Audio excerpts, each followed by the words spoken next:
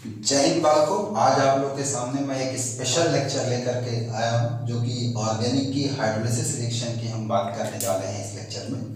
उम्मीद करता हूं कि इस कोरोना पेंडेमिक की सिचुएशन में आप लोग अपने टॉपिक्स को अच्छे से रिवाइज कर रहे होंगे और जो भी लो फॉल्स निकल करके आ रहे हैं उसको आप लोग फिलअप करने की कोशिश कर रहे हैं। इसी लो फॉल्स में एक बच्चे ने मुझसे क्वेश्चन किया कि सर क्या अंतर है हाइड्रोलिसिस और हाइड्रेशन में। तो बस यहीं से मेरे दिमाग में एक कंसेप्ट आया कि क्यों ना मैं एक वीडियो लेक्चर इसी बात पे अपलोड कर दूं कि ऑर्गेनिक की हाइड्रोलिसिस रिएक्शन क्या है और हाइड्रेशन के साथ इसका क्या अंतर है। तो एक बात ध्यान रखिएगा, किसी सबस्ट्रेट को वाटर मॉलिक्यूल की सहायता से दो हिस्सों में तोड़ना मतलब एक हिस्से के साथ H+ आयन जुड़े और दूसरे हिस्से के साथ OH- आयन जुड़े, तो ये घटना क्या कहलाती है? आपका हाइड्रोलिसिस कहलाती है। हाइड्रोलिसिस में एक बात याद रखिएगा कि जो सबस्ट्रेट है आपका, जो मॉलिक्यूल है आपका, जो रिएक्टेंट है आपका, वो कम से कम दो प्रोडक्ट में दिखाई पड़ेगा। ऐसे दिखाई पड़ेगा, दो प्रोडक्ट में ये दिखाई पड़ेगा। इस घटना को हम हाइड्रोलिसिस कहते हैं और ये घटना जो होती है, आप कह सकते हैं कि एंडोथर्मिक होती है। ये एंडोथर्मिक होती है, चलेगा। लेकिन अगर हम यहीं पर दिए गए सब्सटेंस में बजाय इसको तोड़ने के इसको ऐड कर दें, इसी वाटर मॉलिक्यूल को ऐड कर दिया जाए ऐसे, तो ये घटना जो होती है वो हाइड्रेशन कहलाती है और ऊपर वाली घटना हाइड्रोलिसिस कहलाती है। लिसिस का मतलब होता है तोड़ना, दो हिस्सों में तोड़ना, और हाइड्रेशन का मतलब होता है पर्टिकुलर वाटर का सबस्ट्रेट के साथ में जुड़ जाना। और ये रिएक्शन जो होगी वो एक्सोथर्मिक होती है, इसमें हीट रिलीज होती है। तो पहले तो ये अंतर क्लियर कर लो कि हाइड्रोलिसिस में वाटर की सहायता से हम सबस्ट्रेट को दो हिस्सों में तोड़ते हैं या H और OH आयन को ऐड करते हैं, जबकि हाइड्रेशन में हम सबस्ट्रेट में सीधे वाटर मॉलिक्यूल को ऐड करते हैं। जहां हाइड्रेशन एक्सोथर्मिक है वहां हाइड्रोलिसिस कैसी प्रोसेस है? एंडोथर्मिक प्रोसेस है, चलेगा। अब अगर ये अंतर क्लियर हो गया तो ऑर्गेनिक में मोस्टली जो हाइड्रोलिसिस रिएक्शन आप पढ़ते हो, हाइड्रोलिसिस है एस्टर का, एनहाइड्राइड का, एसाइल हैलाइड का, एसिड एमाइड का, साइनाइड का, आइसोसाइनाइड का, ईथर का और हेमी एस्टर और एस्टर का। यहाँ पर अगर हम एस्टर से लेकर के एमाइड तक की बात कर लें तो ये एक स्पेशल मैकेनिज्म को फॉलो करता है जिसे कहते हैं न्यूक्लियोफिलिक एसाइल सब्स्टिट्यूशन बाइमॉलिक्यूलर रिएक्शन या सेकेंड ऑर्डर के काइनेटिक्स का reaction with tetrahedral unstable anion intermediate, चलेगा। तो ये चारों उसी को फॉलो करती। ये यहाँ पे देखने को ही मिल रहा है। ये एसिडिक और अल्कलाइन दोनों मीडियम में होता है। ईथर वाला बड़ा फेमस ही है जो हम स्ट्रॉन्ग एसिड HI या HBr के साथ कराते हैं और हेमी एस्टर और एस्टर अनस्टेबल होने की वजह से आसानी से क्या कर जाते हैं? हाइड्रोलाइज हो जाते हैं, इनकी हाइड्रोलिसिस हो जाती है। तो एक एक रिएक्शंस को हम लोग डील करते हैं। अच्छा, कौन कौन सी रिएक्शंस हैं? Hydrolysis of ester, anhydride, acyl halide, acid amide, cyanide, isocyanide, ether और हेमी एस्टर और क्या चीज? एस्टर या हेमी कीटल और कीटल।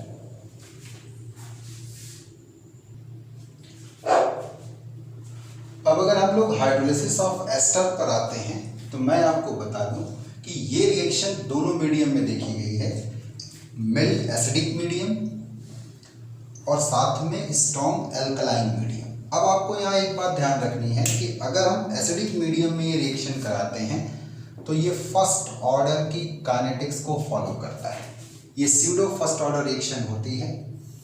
साथ ही साथ इसमें एक बात और ध्यान देने वाला होता है कि ये रिएक्शन जो है ऑटो कैटलाइज्ड होती है। ऑटो कैटलाइज इसलिए क्योंकि जब आप एसिडिक मीडियम में रिएक्शन कराते हैं तो जैसे जैसे इस एसिड का कंसंट्रेशन बढ़ता है कैटलिस्ट की अमाउंट बढ़ जाती है, और कैटलिस्ट की अमाउंट अगर बढ़ गई तो रिएक्शन की रेट अपने आप क्या करेगी? आपका बढ़ जाती है। साथ ही साथ ये रिएक्शन रिवर्सिबल होती है। फर्स्ट ऑर्डर की काइनेटिक्स को फॉलो करता है और ये स्यूडो फर्स्ट ऑर्डर रिएक्शन होती है। लेकिन अगर यही रिएक्शन आपने अल्कलाइन मीडियम में कराया तो ये सेकेंड ऑर्डर की काइनेटिक्स को फॉलो करता है। साथ ही साथ इस रिएक्शन में प्रोडक्ट एसिड ना होकर के सॉल्ट होता है। क्यों? क्योंकि एसिड जब जनरेट होगा और मीडियम अल्कलाइन होगा तो ऐसी स्थिति में एसिड बेस के साथ रिएक्ट करके सॉल्ट और क्या बना देगा, वाटर बना देगा और रिएक्शन इरिवर्सिबल हो जाएगी, सेकेंड ऑर्डर की काइनेटिक्स को फॉलो करेगी। ये रिएक्शन अगर हम लोग एसिडिक मीडियम में इस एस्टर के हाइड्रोलिसिस की बात कर लें तो ये रिएक्शन हम रेडियो एक्टिव आइसोटोपिक मेथड से प्रूफ कर सकते हैं कि किस मैकेनिज्म को फॉलो करती है, न्यूक्लियोफिलिक एसाइल सब्स्टिट्यूशन बाइमोलिकुलर या सेकेंड ऑर्डर काइनेटिक्स को फॉलो करती है। और आप देख सकते हैं कि अगर इसमें हम वाटर में मौजूद ऑक्सीजन को हैवियर आइसोटोप में लेकर के चलें तो जो प्रोडक्ट बनता है उसमें ये ऑक्सीजन एसिड में दिखाई पड़ती है और ये जो एस्टर में मौजूद ऑक्सीजन होती है ये अल्कोहल में दिखाई पड़ती है। अब अगर मैं मैकेनिज्म की बात कर लूँ तो ये जनरल इसी मैकेनिज्म को फॉलो करेगा कि सबसे पहले आप देखेंगे, सबसे पहले वाटर मॉलिक्यूल अटैक करता है और ये टेट्राहेड्रल इंटरमीडिएट बनाता है। एक बात और याद रखिएगा कि इस रिएक्शन के सारे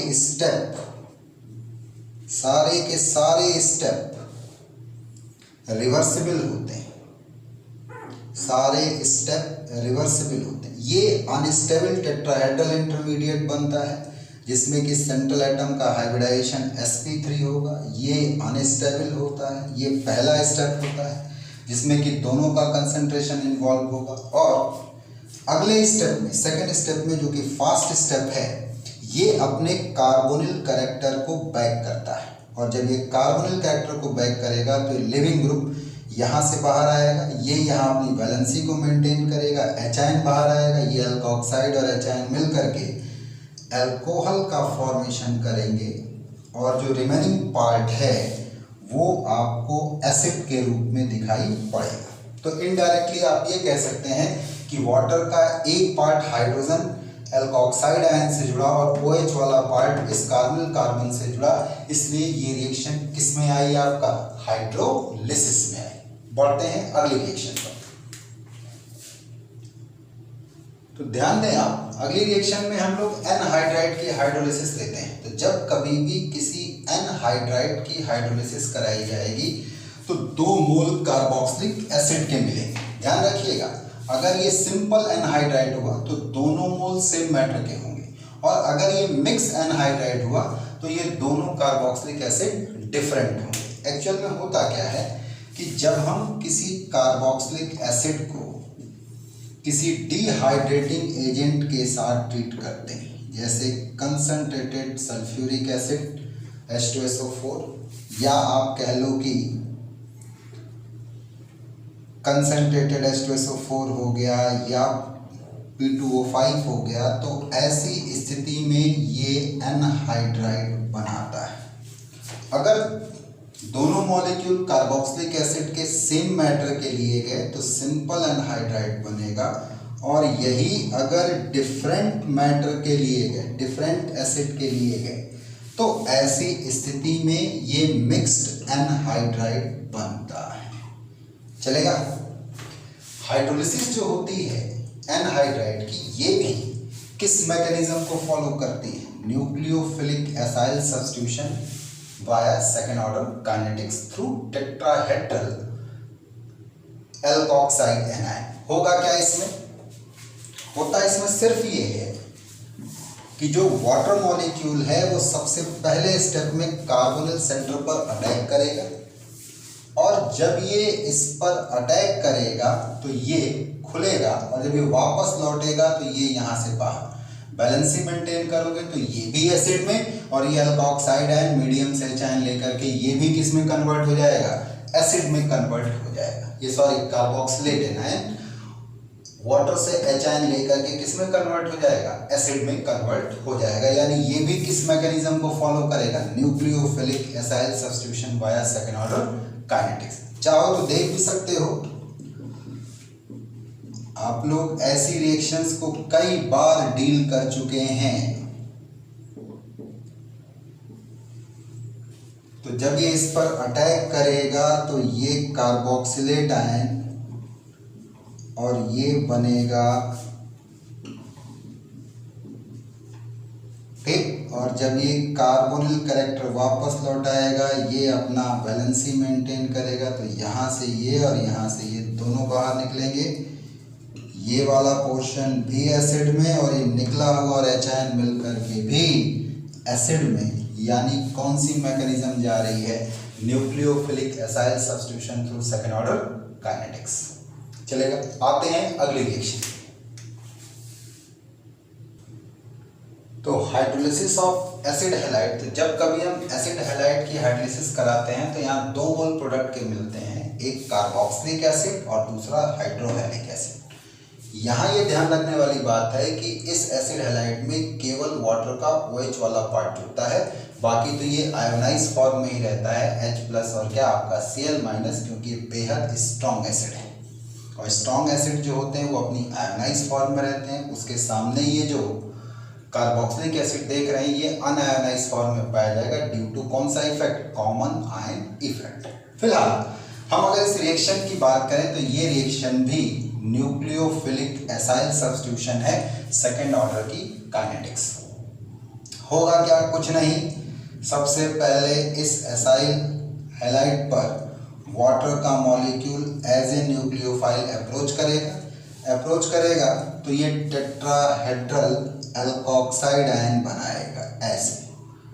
और ये जो टेट्राहेड्रल एल्कोक्साइड आयन बनता है, चूंकि इसमें कार्बोनिल कैरेक्टर का लॉस है और ये अपना कार्बोनिल कैरेक्टर छोड़ना नहीं चाहता, तो ये वापस लौटेगा। और जब ये वापस लौटेगा तो क्लोराइड बहुत बढ़िया लिविंग ग्रुप होता है, बाहर हो जाएगा। यहाँ बैलेंसिंग मेंटेन करने के लिए H+ आयन को भी बाहर किया जाएगा। तो करस्पॉन्डिंग ये हिस्सा कार्बोक्सिलिक में बदलेगा और यहाँ पर मौजूद ये क्लोराइड और H+ आयन ऐसे पाए जाएंगे। चलेगा। तो एसिड हैलाइड की हाइड्रोलिसिस अगर कराई जाएगी तो आप कहेंगे कि एसिड और क्या बनेगा? आपका हाइड्रोहेलिक एसिड बनता है। चलेगा, आते हैं अगली रिएक्शन। एक मिनट, ये हाइड्रोलिसिस जो एसिड हैलाइड की है ये तीसरी रिएक्शन है। अब हम लोग चौथी रिएक्शन पर आएंगे, एमाइड की हाइड्रोलिसिस। अब हम लोग जिस रिएक्शन का जिक्र करने जा रहे हैं वो है हाइड्रोलिसिस ऑफ एसिड एमाइड्स। तो याद रहे एसिड एमाइड की हाइड्रोलिसिस थोड़ी स्लो होती है, सारे स्टेप इसके आप कह सकते हैं बेहद स्लो होते हैं, नतीजा थोड़ा हीटिंग की भी हल्की सी जरूरत महसूस होती है। यहाँ एक बात ध्यान रखिएगा कि ये रिएक्शन भी न्यूक्लियोफिलिक एसाइल सब्स्टिट्यूशन को फॉलो करती है, सेकेंड ऑर्डर काइनेटिक्स से। लेकिन यहाँ जो प्रोडक्ट बनता है वो बड़ा इंटरेस्टिंग है। प्रोडक्ट बनता है कार्बोक्सिलिक एसिड और अमोनिया। पर याद रहे कि अमोनिया एक्वस मीडियम में इस कार्बोक्सिलिक एसिड के साथ रिएक्ट कर जाती है और करस्पॉन्डिंग हमको अमोनियम सॉल्ट के रूप में प्रोडक्ट दिखाई पड़ता है। फ्री कार्बोक्सिलिक एसिड और अमोनिया यहाँ पर नहीं मिलता। रिएक्शन का मैकेनिज्म सिमिलर होगा। वाटर मॉलिक्यूल आपका कार्बोनिल कार्बन पे अटैक करेगा और जब ये अटैक करेगा तो टेट्राहेड्रल इंटरमीडिएट, और जब ये वापस लौटेगा तो NH2- को रिलीज करेगा एज ए लिविंग ग्रुप। ये NH2- वाटर से H आयन लेकर के अमोनिया में बदल जाता है और ये प्रोडक्ट बनता है। लेकिन ये टिकेगा नहीं, क्योंकि रिएक्शन की एक्टिवेशन एनर्जी जो चाहिए उससे ज़्यादा एनर्जी मॉलिक्यूल के पास में है और ये मिल करके सॉल्ट का फॉर्मेशन करेगा। यानी कौन सी रिएक्शन यहाँ देखने को मिलेगी? Neutralisation reaction. चलेगा, बढ़ते हैं हम लोग अगली रिएक्शन पे, पांचवी रिएक्शन पे। अगर हम इस रिएक्शन पर आ रहे हैं, पांचवी रिएक्शन पर आ रहे हैं हाइड्रोलिसिस ऑफ साइनाइड पर, तो मैं आपको बता दूं कि साइनाइड या नाइट्राइल एसिडिक और एल्कलाइन दोनों मीडियम में हाइड्रोलिसिस की रिएक्शन को शो करते हैं और शो करने पर कार्बोक्सिलिक एसिड और क्या बनाएंगे? आपका अमोनिया बनाएंगे। हाँ, लेकिन याद रहे इन दोनों ही मीडियम में कभी भी आपको एसिड और अमोनिया रिकवर्ड नहीं होता, क्योंकि ये जहाँ एसिड का काम करेगा एक्वस अमोनिया बेस का, और प्रोडक्ट के रूप में हमको मोस्टली सॉल्ट दिखाई पड़ता है। हाँ, अगर ये आपको चाहिए, एसिड चाहिए, तो आपको यहाँ पर स्ट्रॉन्ग एसिडिक मीडियम में ट्रीट करेंगे तो कार्बोक्सिलिक में चेंज हो जाएगा, और अगर आपको अमोनिया चाहिए तो स्ट्रॉन्ग बेसिक मीडियम में अगर ट्रीट करेंगे तो ये अमोनिया में दिखाई पड़ेगा। फिलहाल इसकी अगर हम मैकेनिज्म को देखें तो जरा ध्यान से देखिए, साइनाइड के साथ केवल हम 2 मोल वाटर को ऐड कर रहे हैं। कैसे होता है ये बात? इसको आप ऐसे समझ सकते हैं कि साइनाइड बड़ा ही पोलर मॉलिक्यूल है और ये पहले 1 मोल वाटर को ऐड करता है। इसमें बॉन्ड इधर टूटेगा, नेगेटिव और पॉजिटिव, ये यहाँ आकर के ऐड होगा और करस्पॉन्डिंग ये स्पीसीज यहाँ पर बनती है। क्योंकि ये बेसिक सेंटर है और ये एसिडिक, तो अगले स्टेप में रीअरेंज होगा और ये स्पीसीज में कन्वर्ट होता है। और ध्यान से देखिए, ये इनॉल फॉर्म है और चूंकि वाटर लेकर के चल रहे हैं, एक्वस मीडियम लेकर के चल रहे हैं, तो ये किटोलाइज होगा, और जब ये किटोलाइज होगा तो आप देख सकते हैं कि ये करस्पॉन्डिंग एमाइड में कन्वर्ट होगा। तो ध्यान रहे कि साइनाइड से एमाइड तक पहुंचने में केवल 1 मोल वाटर यूज करता है। हाँ, रिएक्शन किसको फॉलो करती है? टॉटोमेरिज्म को। और आप लोगों को ये बताया गया है कि अगर एक्वस मीडियम है तो आमतौर पे कीटो फॉर्म ज़्यादा स्टेबल होती है इनॉल फॉर्म से, कीटो फॉर्म ज़्यादा स्टेबल होती है इनॉल फॉर्म से। इनॉल फॉर्म केवल तब स्टेबल हो सकती है जबकि उसके पास कोई एक्स्ट्रा फैक्टर स्टेबिलिटी का हो, लाइक एरोमेटाइजेशन या समथिंग अदर।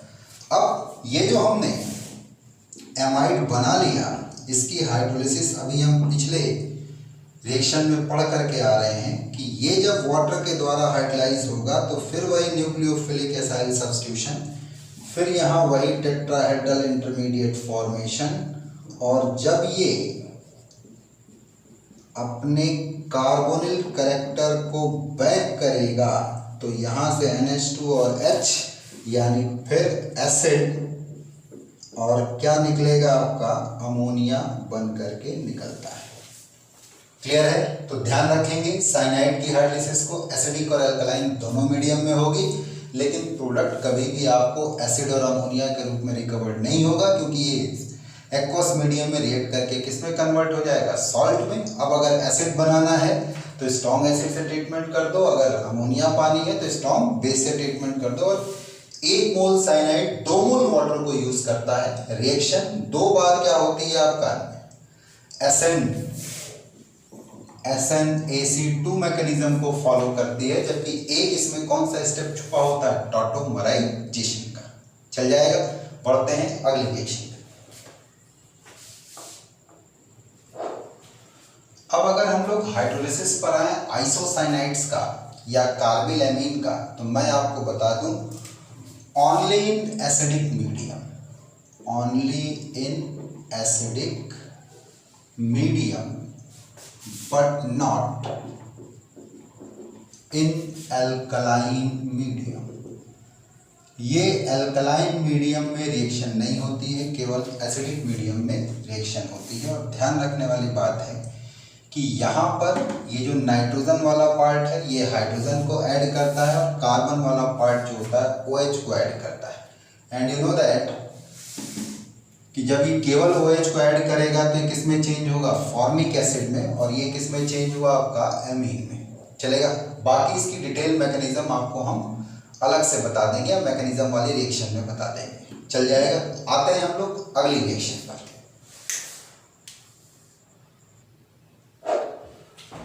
अगर हम लोग ईथर का हाइड्रोलिसिस कराएं तो एक बड़ा इंटरेस्टिंग फैक्ट यहाँ पर हम लोग पाएंगे कि अगर स्ट्रॉन्ग और कंसंट्रेटेड एसिड लिया जाए, जैसे कि HI और HBr, तो ऐसी स्थिति में ईथर 1 मोल एसिड को ऐड करके एल्किल हैलाइड और अल्कोहल देता है, जबकि अगर ये 2 मोल या एक्सेस में है तो ऐसी स्थिति में दूसरा मॉलिक्यूल भी एल्किल हैलाइड में कन्वर्ट हो जाएगा।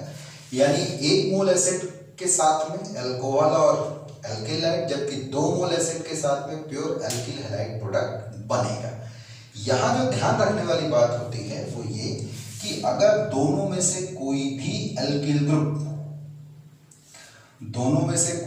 एल्किल ग्रुप अगर टर्शरी हुआ, इफ R1 और R2 इज टर्शरी, कोई भी एक टर्शरी हुआ, तो याद रहे रिएक्शन की मैकेनिज्म SN1 होती है। और ऐसी स्थिति में लेट हम मान लें R1 इज टर्शरी, तो ऐसी स्थिति में आप इस बॉन्ड को क्लीव करोगे हेटेरोटिक मैनर में और एल्किल ग्रुप के साथ हैलोजन आएगा और दूसरे वाले ग्रुप के साथ हाइड्रोजन आएगा, ऐसे। लेकिन अगर मैं यही कह दूं कि F R1 और R2 इज नॉट टर्शरी, ये 3 डिग्री नहीं है, तो मैकेनिज्म SN2 जाएगी, न्यूक्लियोफिलिक क्या आपका सब्स्टिट्यूशन जाएगा, SN2 जाएगा। और जब ये SN2 जाएगा तो ऐसी स्थिति में ध्यान रखिएगा कि हाइड्रा एसिड H+ और X- सबसे पहले ये अटैक करेगा इस पर, और जब ये अटैक करेगा तो ये हाइड्रोनियम आयन बनाएगा। याद रहे इस हाइड्रोनियम आयन पर हम बैलेंसी को मेंटेन करेंगे, और बैलेंसी को मेंटेन करने का नियम होता है, रूल होता है, जिस बॉन्ड को बनाते हैं उसको नहीं तोड़ते हैं। दूसरा नियम है उसके जैसा अगर कोई बॉन्ड स्पीसीज में है तो उसे भी नहीं तोड़ते हैं। और तोड़ने के लिए अगर एक से अधिक बॉन्ड मौजूद हैं तो उस बॉन्ड को हेटेरोटिक मैनर में तोड़ते हैं, जिस पर सिंगल बॉन्ड कैरेक्टर रहे, साथ ही साथ लगी हुई स्पीसीज का मोलर मास क्या रहे, आपका कम रहे, तो उसको हेटेरोटिक मैनर में तोड़ेंगे। यानी कि ये R1OH में बदलेगा और R1OH में बदलेगा और R2+ के फॉर्म में निकलेगा, जो कि हैलाइड आयन के साथ जुड़ करके R2X का फॉर्मेशन कर देगा। चलेगा? तो ये बात ध्यान रखिएगा कि अगर इसमें से कोई भी एक पार्ट टर्शरी है तो बॉन्ड वहां से टूट करके टर्शरी कार्बोकेटायन बनाएगा, जो किसको ऐड करेगा, हैलाइड आयन को, और दूसरा पार्ट हाइड्रोजन को रिसीव करेगा। लेकिन अगर दोनों में से कोई टर्शरी नहीं है तो ऐसी स्थिति में रिएक्शन SN2 पाथवे को फॉलो करती है, और SN2 पाथवे को हम जनरल मैकेनिज्म से लेकर के जाते हैं और प्रोडक्ट क्या होता है, आपका बनता है। आते हैं लास्ट रिएक्शन पर।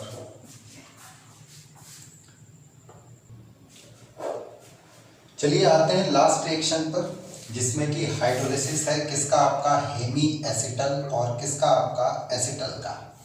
तो सबसे पहले ये हेमी एसिटल या एसिटल होता क्या है, तो मैं आपको बताऊं। अगर आप किसी एल्डिहाइड का रिएक्शन 1 मोल अल्कोहल के साथ कराते हैं तो इसके कार्बोनिल कार्बन पर एक OH और एक ईथर ग्रुप आकर के लगता है, ये कंपाउंड कहलाता है हेमी, आधा हेमी एसिटल कहलाएगा। और अगर यही कीटोन है तो ये कंपाउंड आपका हेमी कीटल कहलाएगा। ये रिएक्शन एसिडिक मीडियम में कराई जाती है, एसिड कैटलिस्ट की प्रेजेंस में कराई जाती है। साथ ही साथ अगर यही कार्बोनिल कंपाउंड एल्डिहाइड या कीटोन इसी एसिडिक मीडियम में, लाइट एसिडिक मीडियम में 2 मोल अल्कोहल के साथ लिया जाए तो ये कार्बोनिल कार्बन अपनी दोनों वैलेंसी पर 2 ईथर ग्रुप रखता है, एल्कोक्सी ग्रुप को रखता है। ये कंपाउंड अगर हम एल्डिहाइड सबस्ट्रेट लेकर के चल रहे हैं तो एसिटल कहलाएगा, और अगर कीटोन सबस्ट्रेट लेकर के चल रहे हैं तो कीटल कहलाता है। अब अगर हम बात करें तो ये रिएक्शन कुछ खास नहीं है, ये न्यूक्लियोफिलिक एडिशन रिएक्शन है जो कि आपने एल्डिहाइड और कीटोन में पढ़ रखी है। होता क्या है कि अल्कोहल एक वीक न्यूक्लियोफाइल का काम करता है जो कि एसिडिक मीडियम में ऐड होता है। होता क्या है कि एसिडिक मीडियम में कार्बोनिल कार्बन की इलेक्ट्रोफिलिसिटी बढ़ा दी जाती है, इलेक्ट्रोफिलिसिटी को बढ़ा दिया जाता है, जिस पर कि एक कमजोर न्यूक्लियोफाइल को भी अपनी तरफ क्या करेगा, आपका खींच लेगा। और जब ये अपनी तरफ खींचता है तो ये स्टेबल इंटरमीडिएट बनाएगा, बॉन्ड इधर टूटेगा तो COH HOH R1+। अगले स्टेप में जब आप बैलेंसिंग मेंटेन करेंगे तो H+ आयन बाहर आ जाएगा, क्योंकि एक कैटलिस्ट के रूप में काम कर रहा था और कैटलिस्ट रिएक्शन में पार्टिसिपेट नहीं करते। तो इस तरीके से आप एक चीज नोटिस करेंगे कि यहां पर OH और OR ग्रुप दोनों मौजूद हैं, यही कहलाता है हेमी एसिटल। यहां पर अगर हम एल्किल ग्रुप ले लेंगे तो भी देख रहे हैं कि रिएक्शन के प्रोडक्ट पर कोई फर्क नहीं पड़ेगा, हाँ इसकी रिएक्टिविटी जरूर थोड़ी सी घट जाती है। तो ऐसी स्थिति में प्रोडक्ट हेमी कीटल कहलाएगा, चलेगा। आपको मैं बता दूं, अगर मीडियम एसिडिक है तो ये आपका दूसरे मोल अल्कोहल के साथ रिएक्ट कर सकता है। एसिडिक मीडियम है, यहाँ पर ये OH आयन पर अटैक करके वाटर बाहर निकालेगा, ये इलेक्ट्रोफाइल बनेगा, ये यहाँ अटैक करेगा, बैलेंसी मेंटेन करेंगे, H आयन बाहर, और ये 2 मोल ईथर को अपने साथ जोड़ लेगा। ये प्रोडक्ट कहलाता है एसिटल। और वहीं अगर H की जगह एल्किल ग्रुप रहे तो प्रोडक्ट कहलाएगा कीटल। अब हम इनकी हाइड्रोलिसिस की बात करते हैं। एक्चुअल में जो हेमी एसिटल है या हेमी कीटल है, ये बड़े अनस्टेबल होते हैं और एक्वस मीडियम में तेजी से हाइड्रोलाइज होकर के करस्पॉन्डिंग कार्बोनिल कंपाउंड और अल्कोहल देते हैं। इसलिए आप ये कह सकते हैं कि ये रिएक्शन रिवर्सिबल होती है, इसके हर स्टेप जो होते हैं वो रिवर्सिबल होते हैं। लेकिन अगर वहीं पर एसिटल या कीटल है तो ये जो होता है एक्वस मीडियम में स्टेबल होता है, ये आसानी से हाइड्रोलाइज नहीं होता। तो इसको अगर हमें हाइड्रोलाइज करना है तो हमको स्ट्रॉन्ग कंसंट्रेटेड एसिडिक मीडियम लेना पड़ता है, जो कि हम HI या HBr के थ्रू ही ले पाते हैं। तो ऐसी स्थिति में फिर ये ग्रुप यहाँ से हाइड्रोलाइज होकर के अल्कोहल में कन्वर्ट होते हैं, जबकि यहाँ 2 OH ग्रुप मिलकर के इसको किस में बदल देता है, कार्बोनिल में बदल देता है। अगर ये एसिटल हुआ तो ये एल्डिहाइड और 2 मोल अल्कोहल होगा, और अगर ये कीटल हुआ तो ये कीटोन और 2 मोल अल्कोहल होगा। बोलो भाई, कर सकते हो कि नहीं कर सकते? कर लोगे? तो अगर इतना आप कर ले रहे हैं तो ये सारी रिएक्शन मुश्किल से आपको 5 मिनट का समय लगेगा इसको रिवाइज करने में। और खुदा ना खास्ता एक आध क्वेश्चन अगर आ गया तो आपके 4 नंबर कंफर्म हो जाते हैं। तो इसीलिए क्योंकि बच्चे ने मुझसे क्वेश्चन पूछा था तो मैंने क्वेश्चन के थ्रू एक रिएक्शन का कलेक्शन तैयार कर दिया कि जिसको आप तेजी से क्या कर पाएँ, आपका रिवाइज कर पाएँ। उम्मीद करता हूँ कि आप हमारे वीडियो लेक्चर्स को एंजॉय कर रहे होंगे। इसको शेयर करिए, सब्सक्राइब करिए, कमेंट करिए, लाइक करिए। अगर कोई बात नहीं पकड़ में आ रही तो कम से कम कहिए, तभी तो हमको पता चलेगा कि क्या मैं बोल रहा हूँ, क्या आप कर रहे हैं, उसके बीच में कोई सामंजस्य है कि नहीं है। एक्सरसाइज को लगाइए, क्वेश्चंस को लगाइए, कोई डाउट है तो उसको पूछिए, ठीक है। तो मैं अमित कुमार पांडे, डॉक्टर अमित पांडे, आप लोग के लिए इस वीडियो लेक्चर में इन चीज़ों को लेकर के आया। हम लोग फिर मिलेंगे अगले वीडियो लेक्चर्स में नए टॉपिक के साथ। आज इतना ही रखते हैं। जय हिंद बालकों।